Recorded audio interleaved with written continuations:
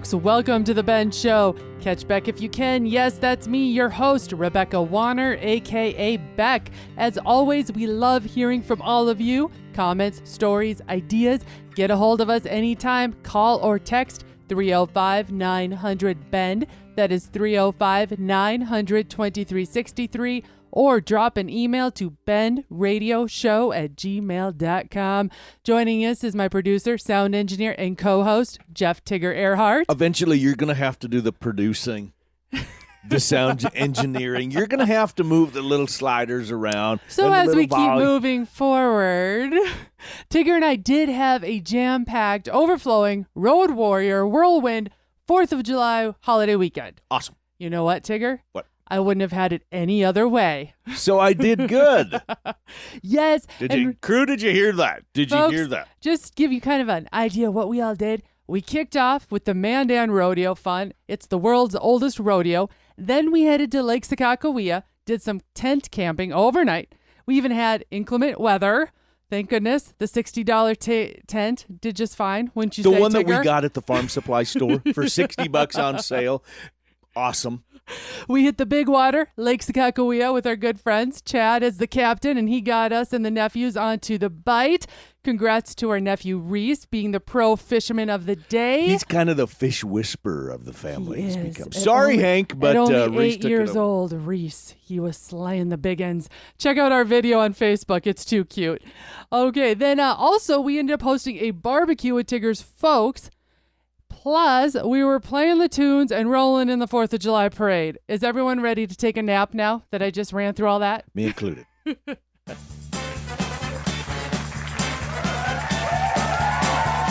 Shout out to 20-year Navy vet and fan of the show, Amy Lockhart. She had one heck of a 4th of July down in Florida where she reeled in her first sailfish. I'm sharing the picture on Facebook. Check it out. Can we say tight lines? By the way, for those that are familiar with sailfish, they have a large dorsal fin, hence known as the sail, that runs the entire length of the back. The other notable characteristic is the elongated bill, similar to other marlins or the swordfish. But what's pretty neat about the sailfish is that they hold the record for the fastest speed of any marine animal. Congrats again, Amy, and thank you for your years of service. I'm looking forward to having Amy on the show in the future to talk about her continued work with the veterans fishing and to hear how her fishing tournament season is going. Now, I challenge everyone, if you hear of something spotlight worthy, to send us those pics, information, and tag at The Ben Show on social media. You just might be our next spotlight shout out or even as a guest on this show. Sit back and enjoy the news. First, we head to China. Cave explorers stumbled upon a prehistoric forest at the bottom of a giant sinkhole in South China. According to the U.S. Geological Survey, the 630-foot deep sinkhole would be able to hide the Washington Monument and then some. The bottom of the pit holds an ancient forest spanning nearly 3 football fields in length, with trees towering over 100 feet high. The sinkhole is believed to have been created by groundwater dissolving the limestone rock beneath the surface. Now south to Australia, where recently a Tasmanian devil stole an Australian woman's iPhone. The woman was at a wildlife sanctuary taking pictures inside the devil's enclosure. The Tasmanian devil jumped up and grabbed the iPhone before running off. Wildlife keepers kept chasing the devil for 5 minutes. Once they caught him, you had to use a stick to pry open his mouth. The phone had several large bite marks, but it still works. Now back across the ocean, New Jersey. Turtle causes a crash. A turtle recently caused a 3-car crash in New Jersey. The turtle was crossing the road when one of the drivers slammed on their brakes to avoid hitting it. Another car then slammed into the first vehicle before a third car crashed into both of them. The local fire department later took to Facebook asking, please make sure that when you stop for a turtle, the drivers behind you have time to stop. We realize the desire to not hit a turtle, but you and others are just as important. I want to throw a note in there too. Please, your lives are a little bit more important. Now we head to Michigan for a camping story for everyone. Knife-wielding crab terrifies camper. Yes, that's the headline. A Michigan man recently received the scare of his life while camping. Kyle King awoke in the middle of the night to find a killer crab holding a sharp steak knife inside his tent. He quickly grabbed the knife from its claw before jokingly thanking the crab for its cooperation. For all of you TikTokers, the man has shared a video of the almost deadly event, captioned, "Lucky to be alive." Now, Florida. One golfer was in for a surprise. Michael West was recently golfing in Punta Gorda, Florida, when a gator snuck up behind him on the golf course. He maintained his concentration as the gator laid down and watched him hit his approach shot from nearly 125 yards. That'd be a little nerve-wracking if you ask me. Finally, North Dakota. The effort to combat the spread and introduction of invasive zebra mussels in North Dakota waters is going to the dogs. Literally. The North Dakota Game and Fish Department says that the U.S. Army Corps of Engineers has partnered with the Washington State Department of Fish and Wildlife wardens, who will employ their professionally trained canine companions to detect the presence of zebra and quagga mussels as well as other aquatic nuisance species on boats being launched in the North Dakota Governor's Walleye Cup tournament being held July 15th through the 16th on Lake Sakakawea. The Corps of Engineers, along with the Washington State Department of Fish and Wildlife, will host a mussel-detecting canine demonstration open to the public on July 14th at 10 a.m. at Fort Stevenson State Park, south of Garrison, North Dakota. The canines and handlers will inspect each boat for invasive species during the angler registration for the tournament and launching at this year's North Dakota Governor's Walleye Cup tournament. That's a wrap for now. With it being hot weather season, so many of us are off to county and state fairs, livestock shows, rodeos, or hauling horses to our next trail riding adventure. After the break, Tigger and I are tackling traveling longer distances with livestock this summer. Some of our Bend field staffers will be checking in, and we're sharing a dessert or snack. So easy, anyone, I'm saying anyone, can make this. Here's a tease. Only 3 ingredients, kind of easy. Stay where you are. We'll be right back.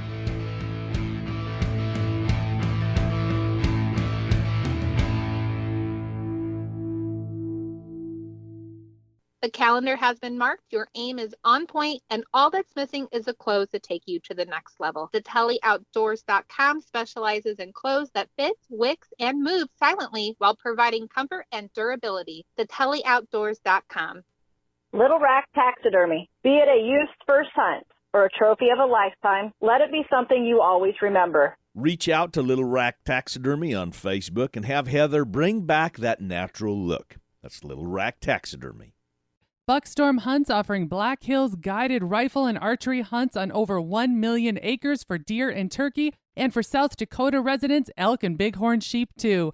Hunts are limited. Book a hunt today. Head to buckstormhunts.com. Waterfowl, turkey, deer. ToxicCalls.com offers all of the various styles of calls needed to take your hunt to the next level when you create quite simply the most real sound yet. American made to boot. Order today. ToxicCalls.com. Our shows, well, they're your shows. Is there something that you'd like to hear? A segment, perhaps, that you would like to have a little more often?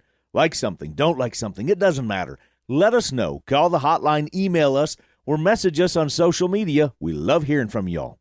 Want to add just a little bit of spice to your event, your customer appreciation supper, your banquet, your meeting? Oh, yeah. Well, bring in us. Beck and I as your keynote speakers, hosts, MCs, a host couple. We'll make them laugh, even cry tears of joy. Call us today.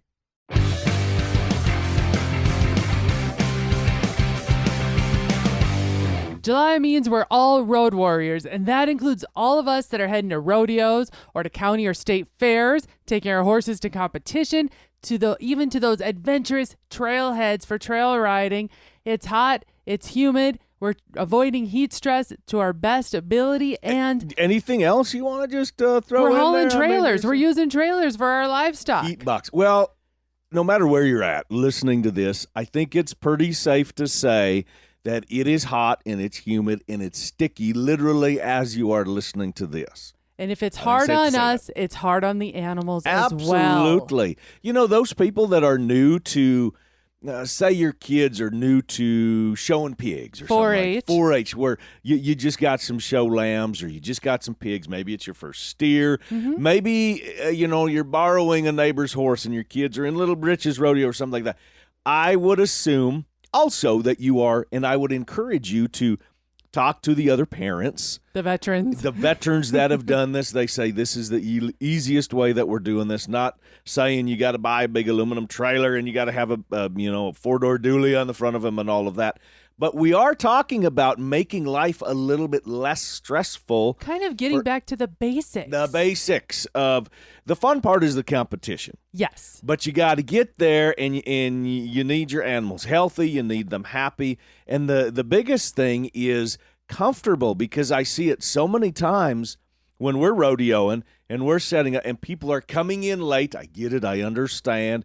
And those horses are tired. Believe it or not, a 3-hour, 4-hour journey for those horses is, take that times 2 or 3 of really what the tolls on the body, because those horses are trying to balance. Exactly. As we're Think buzzing down about that. interstate. Think about having your body very rigid and stiff, trying to make up bounce over every bounce, every curve, tense for 3 hours to 4 hours straight. That's really hard on anything or anybody. And a lot of those animals, they'll start to relax. So we'll break this down by farm animals here. I mean, if we're hauling some pigs and they're bedded down or something like that, oh gosh, they'll lay down, they'll be just comfortable as all get out, and they'll take little naps, and it's wonderful. The bigger critters, when we're talking about the horses, if you've got a trailer where you've got some dividers or some rubber bumpers, is great, because those horses can lean one way or the other. Cattle will do the same thing. If you've got halter broke cattle, a lot of times you're tying them sideways in there or something like that. But if you can have those bumpers to let them lean, especially when you've got a long distance that you need to travel. And where you're going with this, Tigger, I love, because one of my things I always look at first is calculate out your distance and your time. How long is it going to take you to get to said location? Are you going to a county fair that's just down the road? Or are you heading out of state to, say, like a national event or something bigger? Or wanting to go to that, wanting to go visit that national park or faraway state park with your horses or something like that?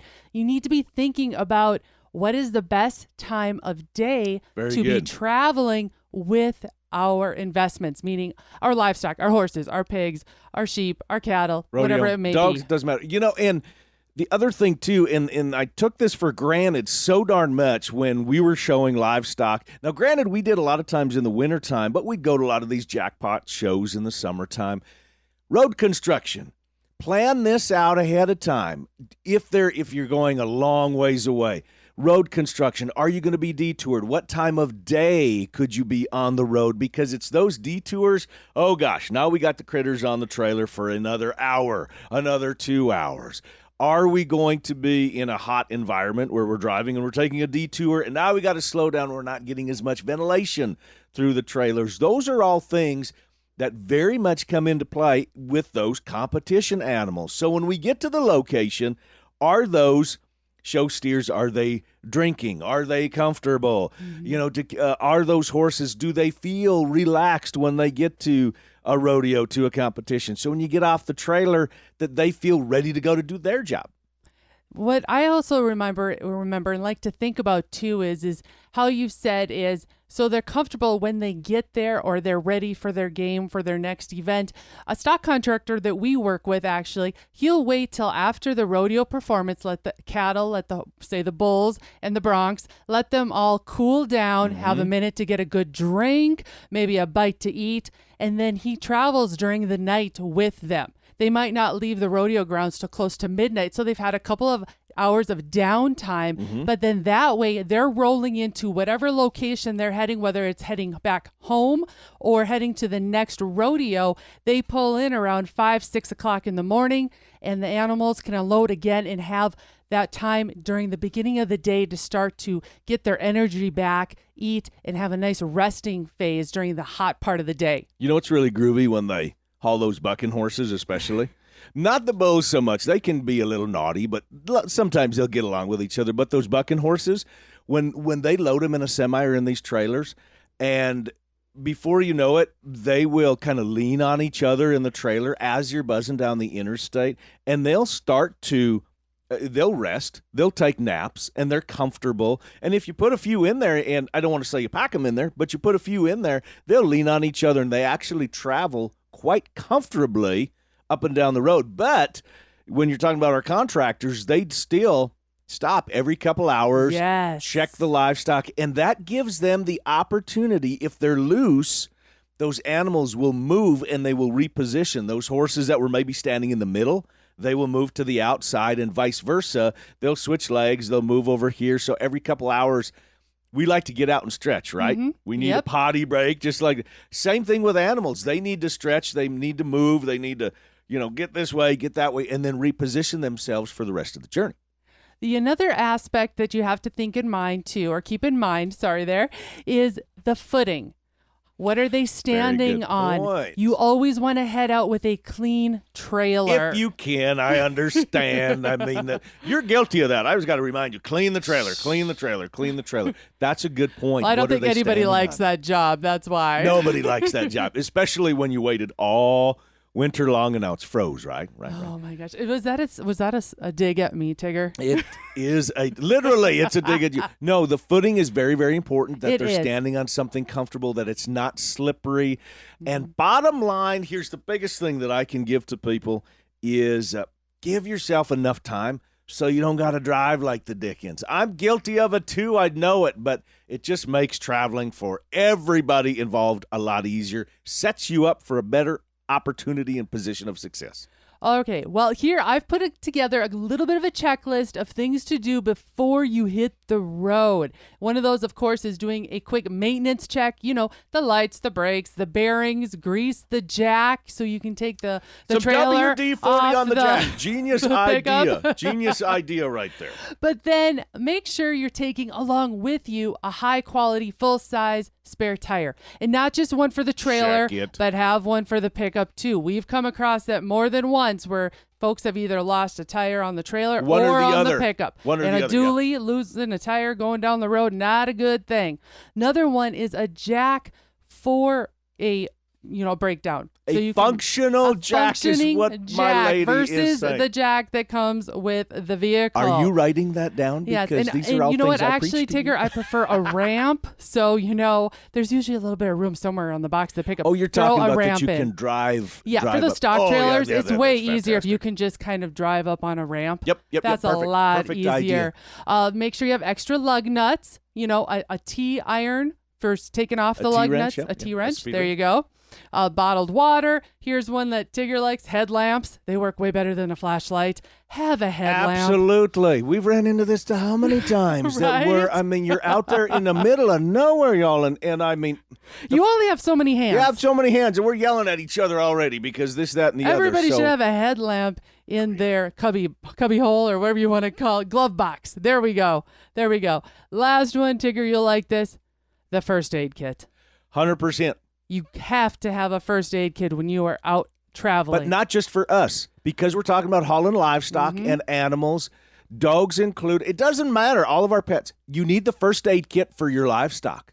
Whatever that is. If you need some energy paste for the horses or the cattle or something, yes, a first aid kit for the stock is 100% necessary. Now, up ahead, some of our Bend field staffers will be checking in, and I'm sharing a dessert or snack so easy anyone can make. Here's a tease. Only 3 ingredients, kind of easy. Stay where you are. We make our final Bend right after this.